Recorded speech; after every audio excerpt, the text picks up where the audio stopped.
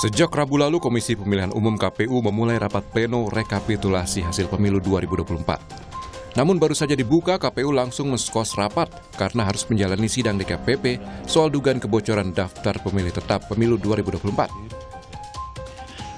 Oleh karena itu, sementara kita skors, nanti kita lanjutkan setelah kami selesai mengikuti atau menghadiri sidang DKPP. Demikian rapat pleno kita skors sementara. Partai Nasdem menduga dipanggilnya komisioner KPU dalam sidang DKPP menjadi pertanda tidak baik dalam berlangsungnya rekapitulasi hasil pemilu. Maka itu penyelidikan pelanggaran terkait pemilu lewat hak angket di DPR memang perlu dilakukan. Satu pertanda yang tidak baik ya. Hari pertama mereka sudah harus menghadapi dugaan pelanggaran etik. Itu kan serius.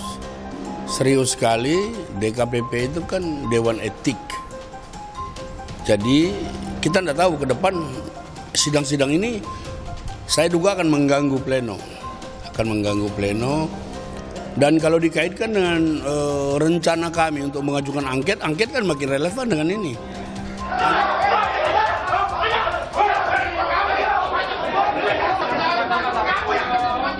Sebelumnya sejumlah protes mewarnai perhitungan suara di daerah. Diduga perolehan suaranya hilang, calon anggota legislatif DPRD Lombok Tengah dari Partai Golkar mengamuk saat pleno rekapitulasi suara.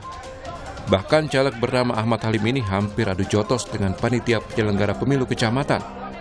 Beruntung amukannya dapat diredam, aparat TNI dan Polri yang siaga mengamankan jalannya rapat rekapitulasi di tingkat PPK.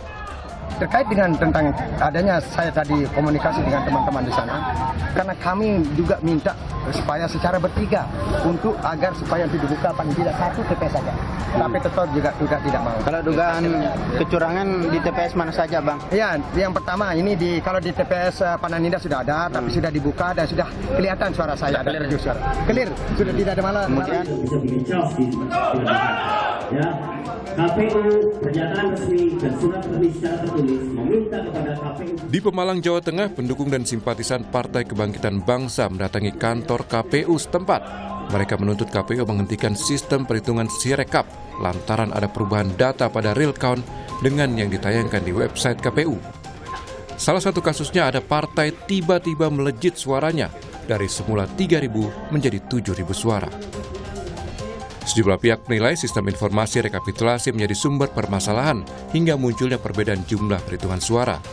Di sisi lain, KPU dikejar tenggat waktu hingga 20 Maret nanti untuk akhirnya menetapkan hasil pemilu 2024. Tim Liputan, Kompas TV.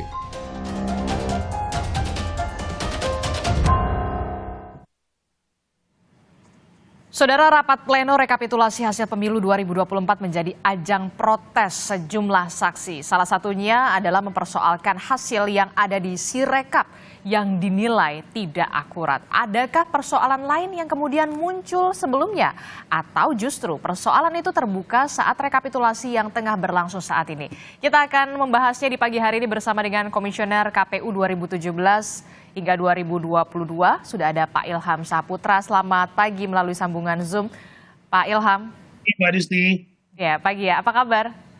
Baik, alhamdulillah. Ya, dan juga ada di studio ada Dewan Pembina Perludem, sudah ada Mbak Titi Anggraini. Assalamualaikum Mbak Titi. Waalaikumsalam. Kabar baik ya? Alhamdulillah. Ya, dan juga ada Direktur Sengketa Proses Tim Hukum Nasional Anies Muhaimin, sudah ada Mas Zaid Musafi. Selamat pagi, Assalamualaikum. Pagi, waalaikumsalam warahmatullahi wabarakatuh. Ya, ini kita masih membahas ya, kalau kita lihat dalam sempat di hold begitu kan karena memang ketua KPU bersama dengan komisionernya sempat dipanggil begitu ya. Saya ke Bung Zaid dulu. Bung Zaid, ini kan dalam 2 hari 3 hari rapat pleno ini sepertinya banyak yang mempersoalkan data di Sirekap, salah satunya adalah kubu Anda begitu.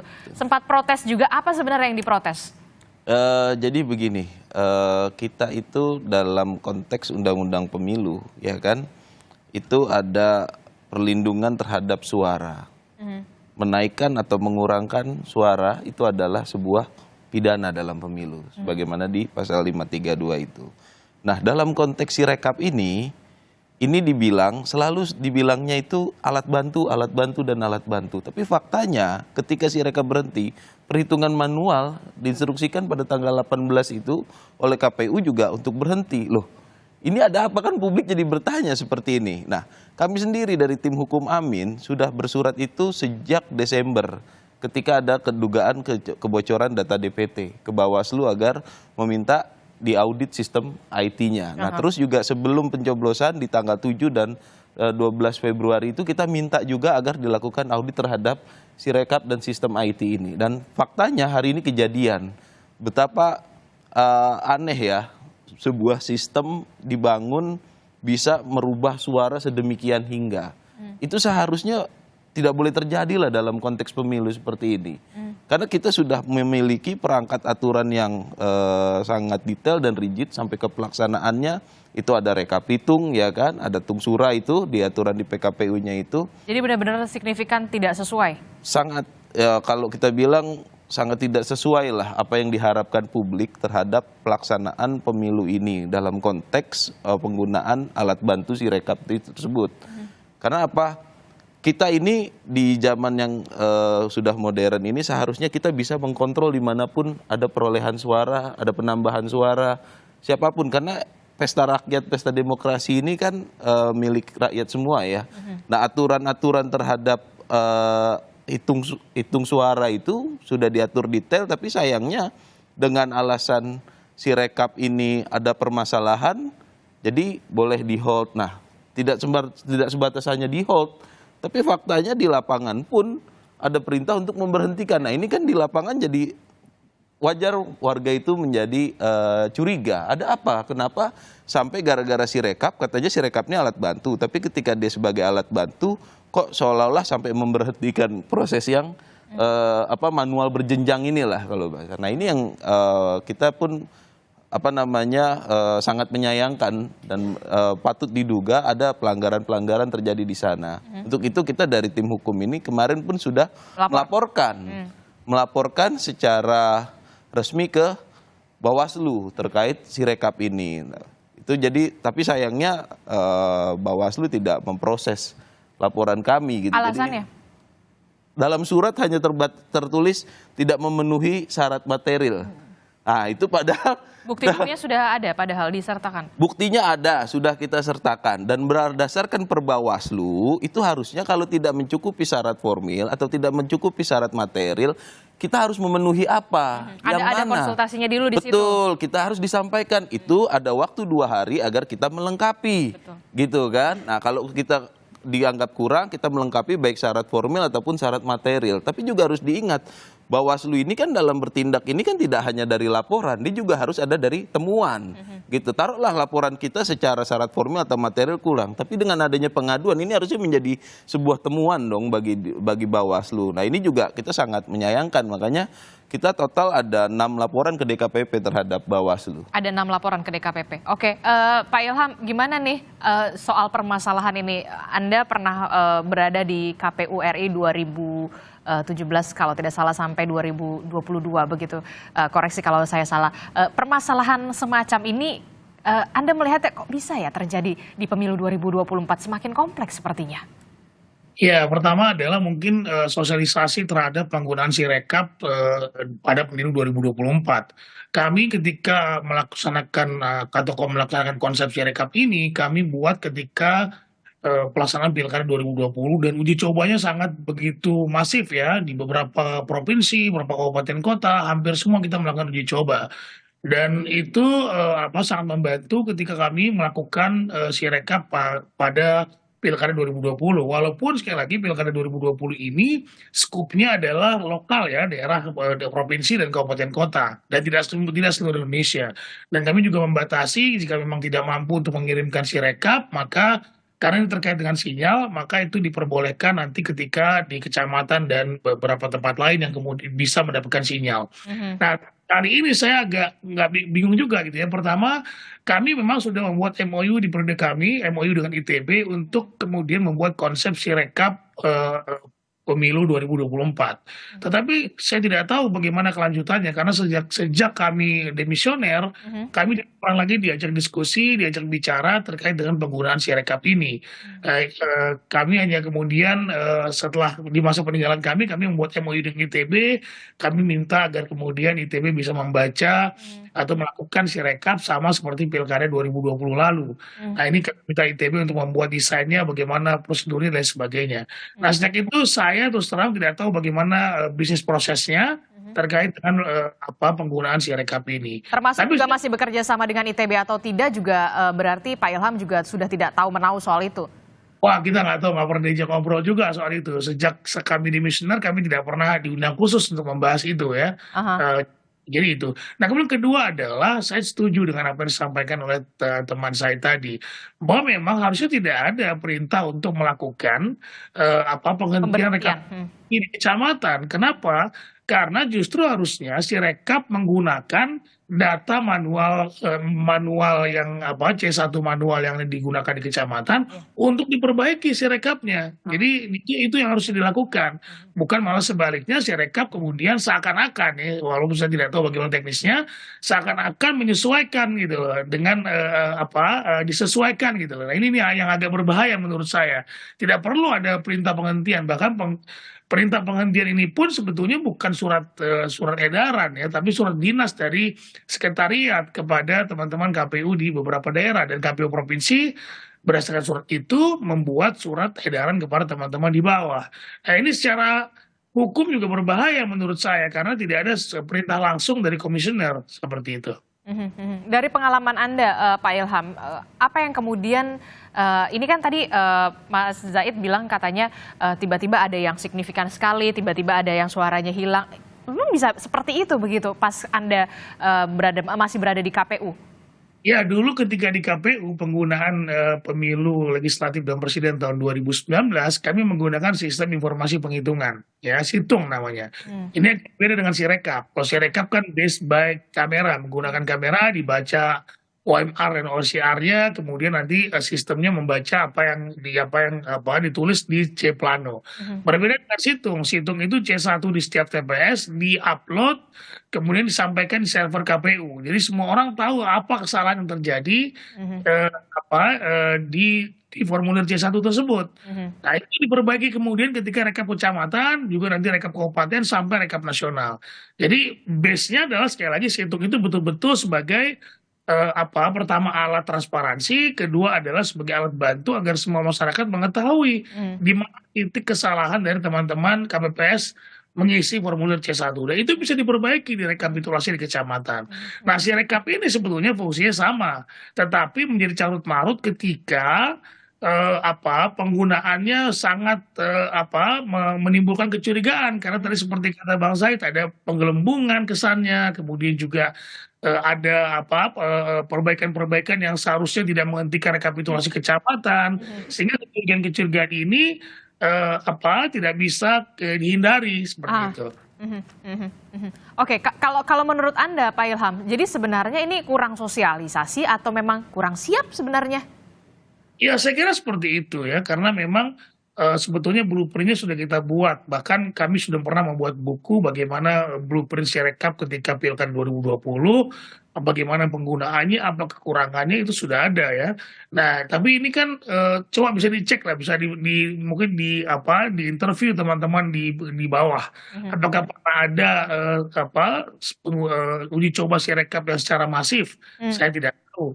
Kemudian juga apakah petugas KPPS-nya juga diberikan pengetahuan gitu ya, atau kemudian pelatihan terhadap penggunaan Sirekap tersebut. Bahkan juga pernah disampaikan bahwa ada beberapa KPPS yang menggunakan banyak foto. Kalau kami dulu di Pilkada, kami memberikan tanggung jawab kepada KPPS berapa yang menggunakan handphone untuk difoto. Tidak semuanya untuk kemudian memfoto hasil dari C Plano tersebut. Sehingga ada penanggung jawabnya di setiap petugas KPPS. Jadi legit ya kalau misalkan ini yang harus bertanggung jawab begitu ya, Pak Ilham ya? Betul. Oke, baik. Mbak Titi, ini gimana ya? Saya pemilu 2024 ini kalau sesuai dengan judul karut-marut penghitungan suara pemilu 2024. Anda memang mengkritik betul soal ini. Dan sebenarnya dari mana sebenarnya salahnya? Dan bisa nggak dibenerin? Ya, ini kontribusi banyak hal ya. Dari mulai tidak direvisinya Undang-Undang Pemilu, problem dalam rekrutmen penyelenggara pemilu, termasuk juga saya kira tata kelola internal atau kepemimpinan di KPU sendiri. Karena kalau kita lihat tadi pernyataan Pak Ilham agak ironis juga. Kan mestinya ada transfer of knowledge ya di antara KPU yang sebelumnya dengan KPU yang baru. Karena keberlanjutan itu juga termasuk soal bagaimana perkembangan dan juga program-program yang sudah berjalan. Jangan sampai itu mengkonfirmasi beda komisioner, beda kebijakan. Padahal kan ini kelembagaan begitu. Nah yang terjadi adalah ternyata tidak ada komunikasi, tidak saling dilibatkan. Di sini terlihat sekali ya egonya itu ternyata dominan begitu. Nah yang berikut saya kira terkait dengan Sirekap. Ini selain persoalan teknologi seperti kita banyak bahas, yang mestinya kalau disiapkan dengan baik. Jadi direncanakan dengan matang, diuji cobakan, diaudit secara akuntabel, lalu kemudian terbuka prosesnya. Ini menjadi sesuatu yang sangat menjanjikan dalam mengatasi persoalan pemilu kita. Apa itu? Yaitu persoalan rekapitulasi manual yang selama ini memang menjadi sumber dari kecurangan. Nah oleh karena itu dengan misalnya teknologi kita bisa memotong mata rantai itu dan di pemilu yang akan datang kita bisa punya rekap elektronik yang menggantikan rekap manual. Jadi sebenarnya ini bisa jadi breakthrough membangun kepercayaan publik terhadap penataan pemilu ke depan. Tapi kan sayangnya problem teknologi saja tidak bisa dijelaskan dengan baik. Nah yang kedua menurut saya problem besar dari Sirekap ini adalah pada sosialisasi dan komunikasi publik ya. Jadi sosialisasinya tidak mampu menjangkau dengan baik para pengguna, bukan hanya masyarakat awam, tetapi yang paling terpapar dari Sirekap itu adalah peserta. Peserta itu ada pasangan calon, ada caleg. Caleg itu tidak semua seideal yang kita bayangkan. Kenapa harus resah kalau rekapnya berbeda di Sirekap? Kan saksi partai ada.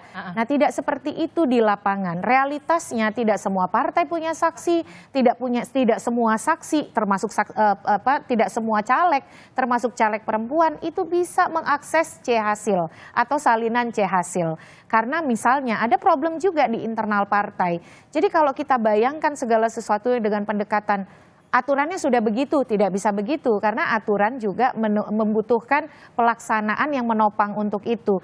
Nah caleg-caleg itu yang mengandalkan Sirekap, termasuk saya. Iya benar ada C-hasil begitu, tapi kan menghitung satu kecamatan saja sudah berapa ratus TPS, satu kabupaten kota saja sudah berapa ribu TPS.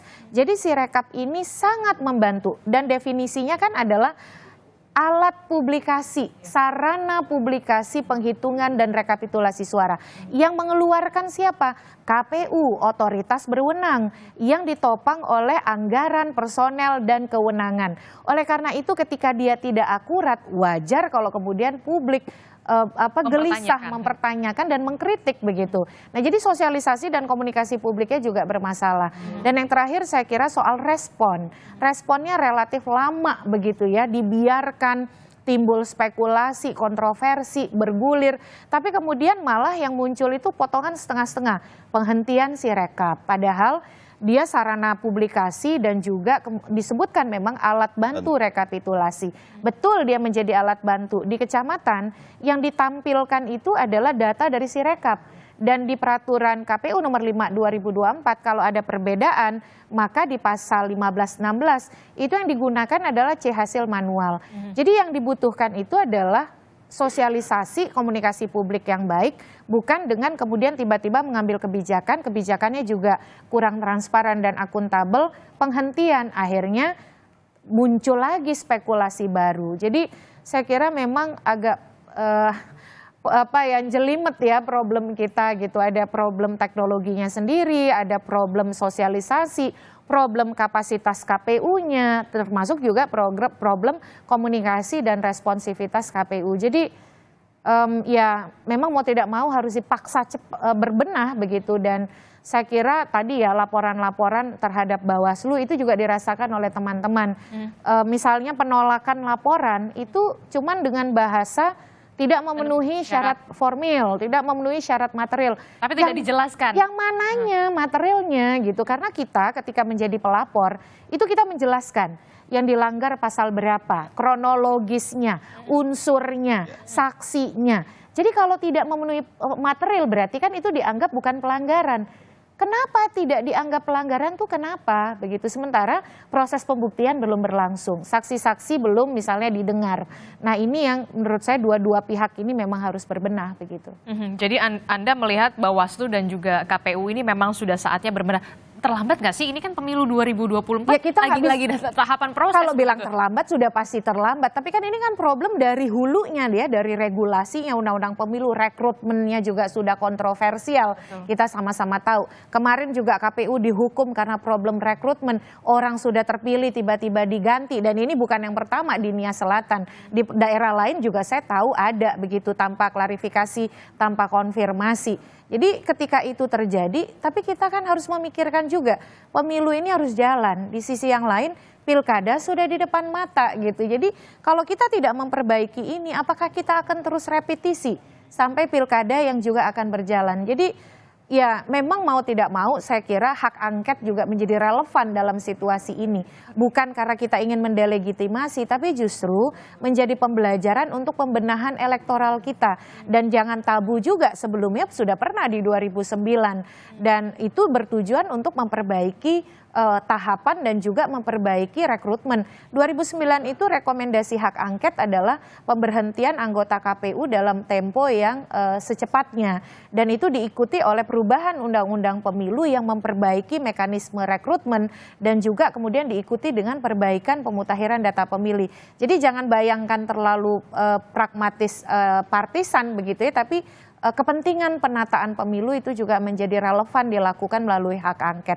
Karena kepentingan semua partai dan semua pasangan calon saya kira. Oke, jadi kalau Anda melihat hak angket ini bisa jadi relevan begitu, bisa juga jadi bahan evaluasi untuk KPU dan juga Bawaslu di pemilu 2024 ini yang kemudian bisa dikatakan, loh kok jadi begini ya, begitu ya. Nah, bagaimana kemudian respon dari Pak Ilham selaku yang pernah menjadi komisioner KPU di 2017 hingga 2022, apakah kemudian juga perlu ada pembenahan yang begitu komprehensif agar pemilu 2024 dan pemilu selanjutnya ini tidak terjadi lagi? Jangan dijawab dulu Pak Ilham, kita akan jeda dulu sejenak, tetaplah bersama kami di Sapa Indonesia Pagi.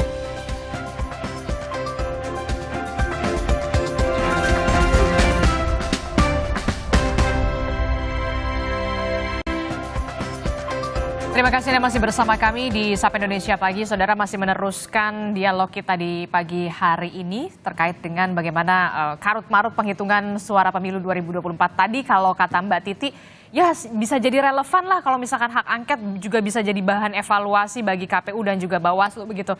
Anda sependapat Pak Ilham? Ya saya kira hak angket atau apapun namanya memang perlu ada evaluasi bersama, evaluasi besar-besaran terhadap penyelenggaraan pemilu kita. Apakah memang ada masalah dengan sistem, apakah masalah dengan rekrutmen dan lain halnya ya, dan banyak lain ya terkait dengan itu. Nah yang penting adalah bagaimana kita mempersiapkan pemilu berikutnya dengan baik. Pilkada sudah di depan mata ini. Pilkada serentak pertama kali dan akan dilaksanakan oleh KPU yang sama.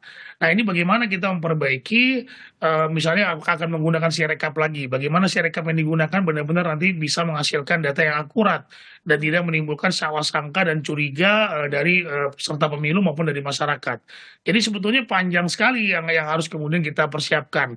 Dan harusnya kalau dalam undang-undang pilkada itu setahun sebelum pelaksanaan pilkada itu bulan November tahun 2024 itu sudah harus ada persiapan. Saya tidak melihat launching pilkada yang dilaksanakan oleh KPU menggaungkan tentang bagaimana pilkada ini juga harus disiapkan oleh KPU. Masyarakat juga harus tahu bagaimana pelaksanaan pilkada ini, bagaimana cara memilihnya, apakah menggunakan Sirekap lagi dan sebagainya. Nah ini apakah sudah ada atau belum saya tidak tahu, saya tidak melihat itu ya terkait dengan persiapan pilkada ke depan.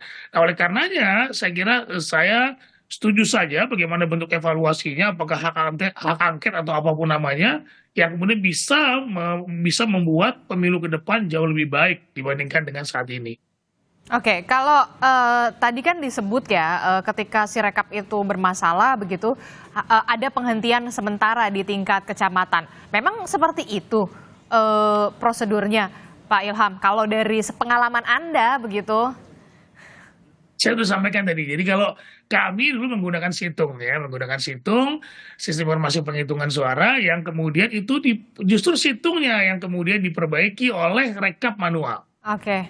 manual didapat informasinya, dibuat pendapat saya hasilnya, ya hasil tersebut yang kemudian memperbaiki situng yang kemudian nanti didapatkan dari rekapitulasi kecamatan formulir D kalau saya tidak salah ketika itu formulir D, nanti disampaikan juga di-upload di situng tersebut sehingga ketahuan mana yang salah, mana yang sudah diperbaiki, gitu Pak. Oke, jadi Anda bisa mengatakan ya, tidak tepat begitu ya ketika penghitungan di kecamatan itu justru dihentikan sementara begitu Pak Ilham? Menimbulkan fitnah dan sakwa sangka termasuk timnya Pak Said itu pasti marah besar itu karena memang pertama secara hukum ya itu tidak keluar surat edarannya dari KPU, bukan ditangani oleh ketua KPU. Coba Anda lihat ya, mungkin base dari perintah di WA ya. By WhatsApp? By WhatsApp. Dan bahkan itu eselon 2 atau eselon 3, saya tidak tahu. Ini soal manajemen pemilu ya, soal bagaimana kemudian kita mempersiapkan segala sesuatunya dengan firm. Karena kalau tidak, nanti secara hukum akan digugat. Titi Anggraini lebih paham soal ini dibandingkan saya. Ya, administrasinya, materialnya, dan sebagainya itu penting untuk kemudian disiapkan dari awal. Nah, kedua adalah penghentian itu tidak bisa dilakukan dengan kemudian tiba-tiba dengan alasan memperbaiki Sirekap. Sirekap ini alat bantu, harusnya alat bantu yang kemudian menyesuaikan dengan rekapitulasi manual seperti yang ada di Undang-Undang 7 tahun 2017 yang menyampaikan bahwa hasil resmi adalah rekapitulasi manual. Seperti itu. Mbak Said? Siap. Jadi betul, kita sangat menyayangkan. Jadi gini, ada nggak sih dasar hukum menghentikan hitung manual sementara, ya kan? Karena alasan Sirekap itu lagi diperbaiki, itu nggak ada. Itu nggak ada. Artinya apa? Ya boleh jadi ini langkah yang tidak resmi ya dalam permintaan KPU kepada, saya nggak bisa bilang KPU kalau ternyata kan memang bukan ketua KPU yang tanda tanganin, bukan sign surat itu langsung ke bawah. Apakah ini perbuatan melawan hukum ya? Patut diduga ini adalah perbuatan melawan hukum dengan perintah menghentikan itu.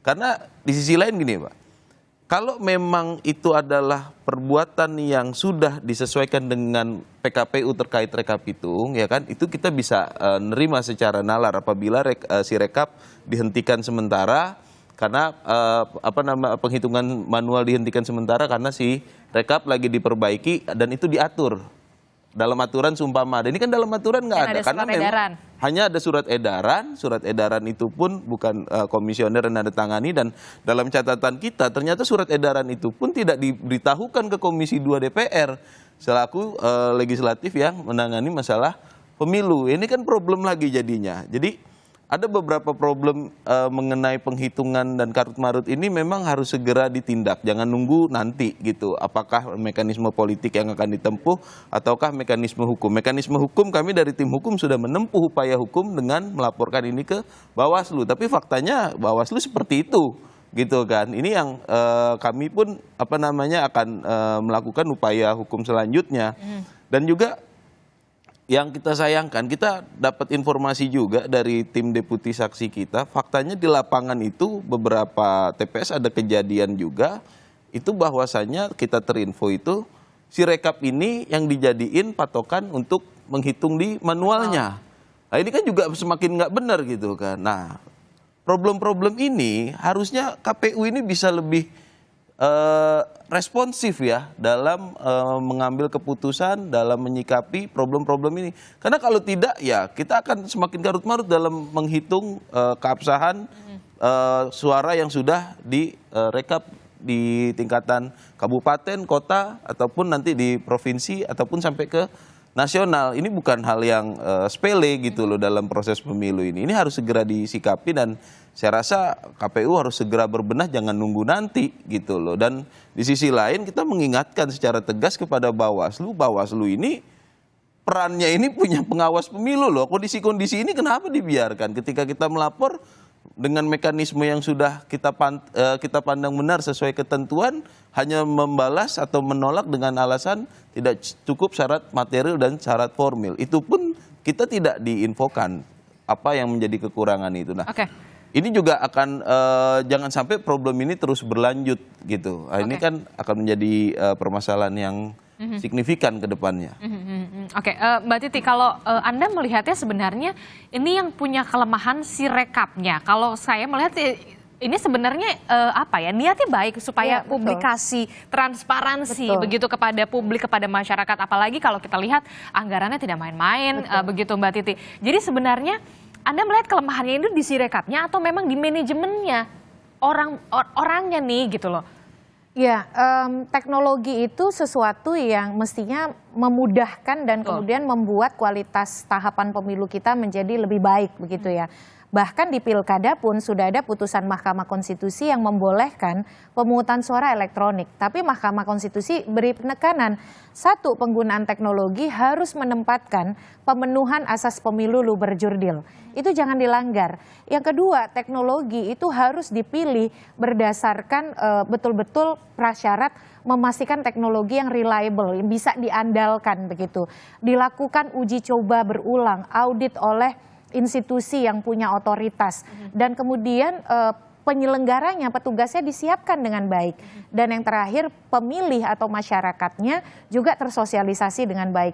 Nah, evaluasi itu bisa kita lakukan terhadap Sirekap. Nah, Sirekap ini kan sebenarnya bukan hanya saat ini inisiatifnya. Di era Pak Hadar Nafis Gumai dan kawan-kawan pada waktu itu sudah dimulai menghadirkan situng.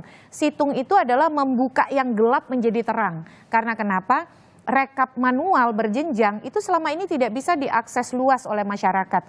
Yang hadir hanya saksi-saksi partai. Lalu kemudian hasil TPS itu diunggah dan semua bisa melihat. Itu adalah hasil TPS asli terbesar di dunia yang dikompilasi di dalam satu server dan itu dibuka oleh publik. Hanya Indonesia yang punya. Jadi hanya Indonesia yang punya, yang melihat, memperlihatkan hasil otentik dari TPS yang betul-betul memperlihatkan gambaran secara utuh. Secara transparansi sebenarnya sudah sangat bagus. Tapi transparansi dan niat baik saja tidak cukup. Karena transparansi dia akan diikuti oleh kebutuhan untuk meningkatkan akuntabilitas. Karena kan masyarakat tahu nih, karena masyarakat tahu dia jadi ambil peran berpartisipasi. Oleh karena itu dia menghendaki yang transparan itu akuntabel, benar. Angka yang dibuka itu kan jadi ketahuan, oh ada angka yang salah, ada angka yang tidak salah. Nah harusnya ketika ditemukan ada permasalahan, yang dibutuhkan untuk mewujudkan akuntabilitas itu apa? Responsif kan? Responsif merespon adanya temuan kesalahan, adanya temuan ketidakakuratan, dan kemudian komunikasi publik yang baik. Nah ini yang saya kira masalahnya selain tadi di soal teknologi juga akuntabilitas keterbukaan soal auditnya oleh siapa, berapa kali diaudit, lalu uji coba berulangnya berapa kali, itu tidak sampai ke publik. Akhirnya publik berpikir dengan logika spekulatifnya sendiri gitu, dan itu tidak salah. Karena kenapa? Karena yang mengeluarkan Sirekap ini otoritas resmi. Taunya masyarakat ada instrumen KPU itu apalagi dia sarana publikasi harusnya akurat dan valid gitu. Jadi saya kira memang ini kelindan dari ada persoalan teknologi, persoalan manajemen, persoalan kapasitas dan sumber daya personal KPU, dan juga persoalan kepemimpinan ya saya kira. Ego sektoral, dan itu sulit dibantah saya kira. Oke, kalau kita melihat ini pilpres, pileg begitu ya, pemilu begini nih, masih begini ya begitu. Nah, yang udah di depan mata kan pilkada nih Mbak Titi.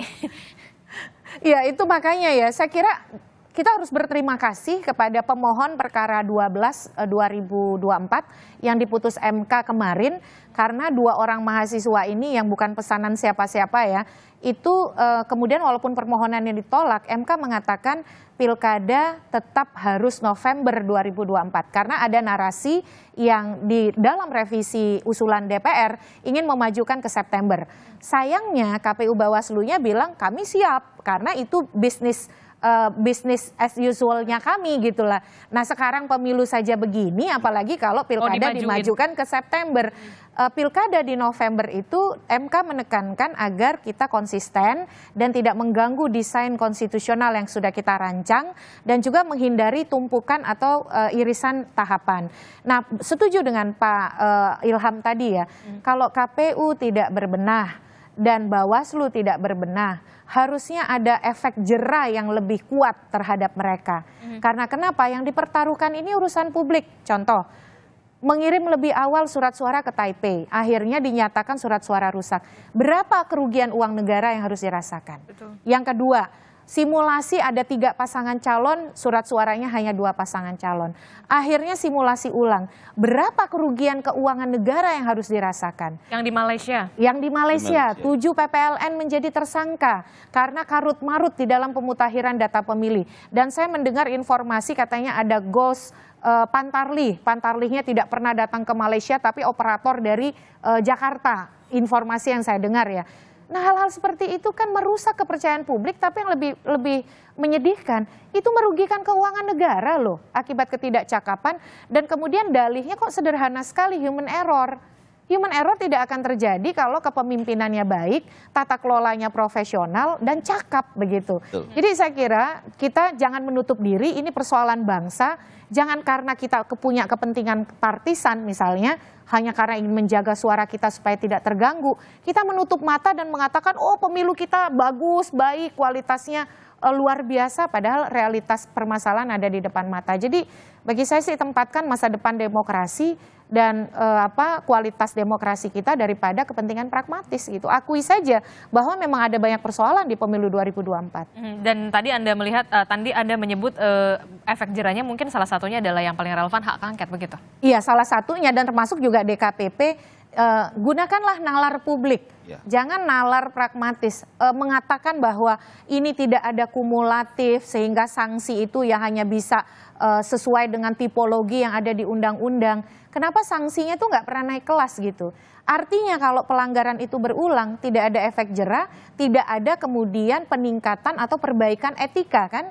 Etika yang menyangkut integritas dan profesionalitas. Dan kalau itu kemudian terus ditolerir dengan pendekatan permisif, masyarakat tuh kemana lagi mencari perbaikan. Jadi bagi saya sih... Mau lapor kemana lagi? Betul. Dan selama ini kan selalu dibilang, kan salurannya sudah ada, tinggal lapor, tinggal lapor. Ternyata institusi formalnya kurang bekerja dengan baik. Oleh karena itu bagi saya sih DKPP harus kemudian tidak menutup dari suara dan nalar publik. Yang kedua, angket itu jangan dianggap sebagai delegitimasi, tapi justru dia sebagai bagian dari perbaikan demokrasi dan pemilu kita secara jangka panjang dan juga untuk pilkada supaya tidak direplikasi di pilkada kita gitu.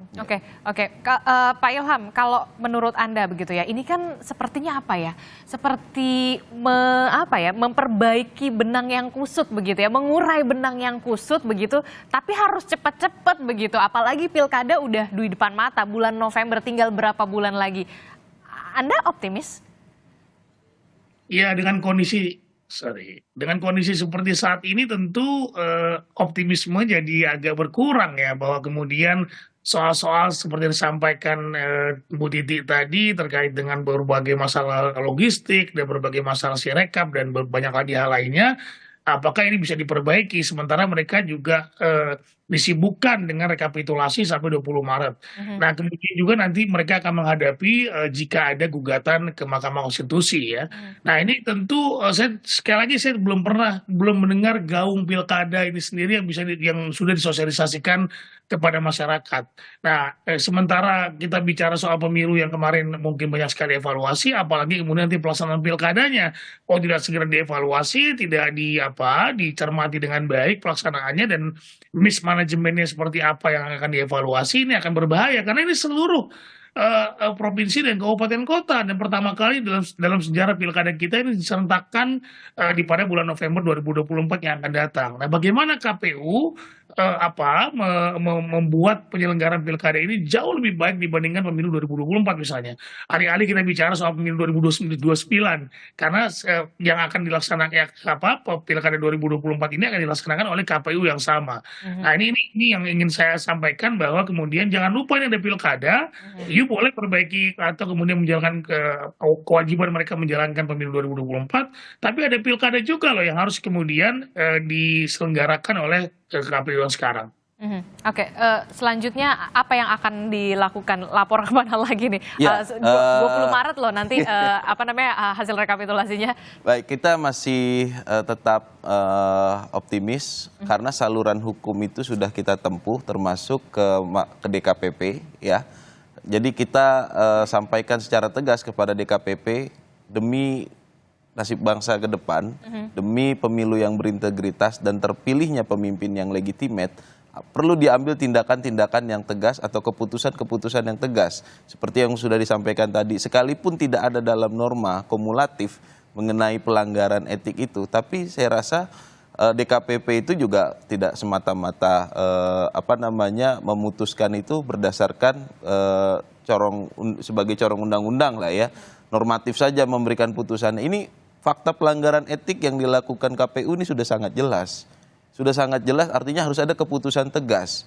Kalau sarana politik mungkin ada yang namanya hak angket gitu kan. Tapi kan sarana hukum dalam hukum acara pemilu ini ya kita harus diputuskan di DKPP. Masih ada waktu untuk melakukan perubahan dan tidak perlu menunggu nanti gitu loh. Jadi kita sangat berharap DKPP mampu mengambil tindakan yang tegas. Saya coba sedikit kembali lagi dari temuan kita aja, dari 432 TPS aja itu ada penggelembungan total 300.000 suara. Kita punya 820.000 TPS. Nah ini bagaimana gitu kan? Nah artinya kalau tidak ada tindakan tegas, tidak ada keputusan yang tegas yang diambil dalam memperbaiki kondisi hari ini ya dalam konteks pemilu kita ini akan melahirkan pemimpin yang legitimasinya akan dipertanyakan oleh masyarakat ke depan. Proses ini proses yang seharusnya ditempuh dengan upaya hukum yang maksimal ya, dengan saluran-saluran hukum yang sudah ada. KPU kalau memang merasa tidak menjadi bagian dalam dugaan kecurangan yang disampaikan masyarakat, silakan diaudit secara terbuka. Dan responsif. Dan responsif gitu. Silakan kita tunggu. Kami ini dari tim hukum Amin ini sudah bersurat ini, kita minta bukan cuma mengundang auditor independen, kita minta perwakilan auditor dari masing-masing untuk membuktikan ke publik bahwasanya memang Sirekap ataupun mekanisme penghitungan ini sudah berjalan dengan baik dan benar sesuai ketentuan hukum yang ada. Kan kita udah punya pedomannya dalam rekapitung itu. Saya rasa dari KPU juga harus ada tindakan yang responsif ya, apabila ingin memperbaiki kualitas pemilu khususnya di pemilu saat ini. Terakhir Mbak Titi, singkat saja, 20 Maret, bisakah dengan karut-marutnya yang sudah terjadi ini kemudian akan soft landing gitu dengan... Ya ini bergantung pada semua pihak ya, termasuk juga kontrol publik dan kontrol media, serta kita memastikan tadi institusi-institusi formal itu bekerja.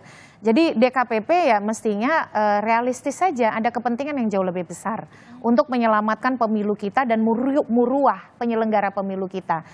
Bukan sekedar misalnya berdasarkan, mohon maaf ya, hanya karena ini klaim-klaim nih, oh surveinya sekian puluh % percaya pada penyelenggara, itu kan tampilan depannya. Tapi ada esensi dasar soal kredibilitas dan integritas yang itu memang sudah tercederai. Jadi saya kira kita semua harus terus bersuara, tetapi di sisi yang lain penyelenggara juga harus membuka diri begitu. Karena ini yang dipertaruhkan adalah masa depan demokrasi kita. Kita akan tunggu bagaimana respon dari KPU Republik Indonesia, karena proses tahapan pemilu 2024 ini masih terus berjalan. Yang kemudian menjadi ada di depan mata juga adalah penyelenggaraan pilkada. Jangan sampai kemudian ini terulang lagi di pilkada, tinggal beberapa bulan lagi. Terima kasih Mbak Titi dari Perludem, kemudian juga ada Bung Said Musafi dari Tim Hukum Nasional Anies Muhaimin, dan juga Komisioner KPU 2017 hingga 2022 Pak Ilham. Terima kasih. Assalamualaikum, selamat pagi semuanya, sehat-sehat selalu.